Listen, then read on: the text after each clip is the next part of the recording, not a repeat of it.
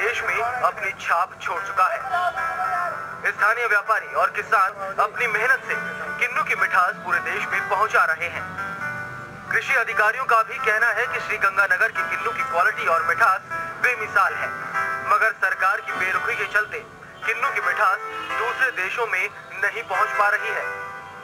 सरकारी प्लांट यहाँ नहीं है, तो सरकारी प्लांट यदि हो तो किसानों को इसका बहुत फायदा हो।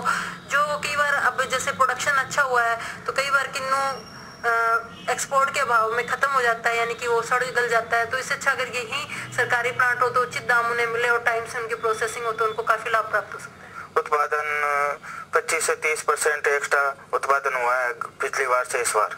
यहाँ का किन्नू यूपी, बिहार, महाराष्ट्र इत्यादि जगह जाता है। शानदार पैकिंग करके किन्नू को पूरे देश में पहुंचाया जाता है, लेकिन एक्सपोर्ट करने लायक सुविधाओं का अभाव है।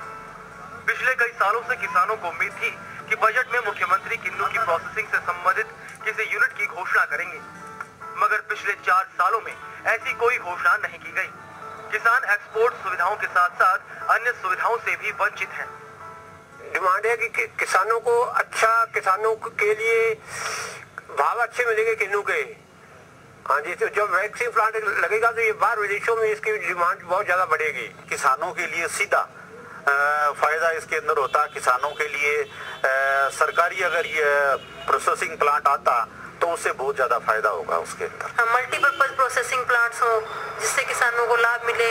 इसके अलावा बाग पर फेंसिंग इत्यादि की सुविधाएं भी, इन पर भी अनुदान के लिए किसानों को हमने प्रस्ताव बना के भेजा है।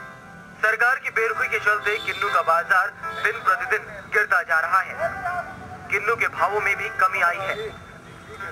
नतीजा, बागवानी में रुचि रखने वाला किसान अब निराश हो चुका है। Satvir Chaudhary, India news, Sriganganagar.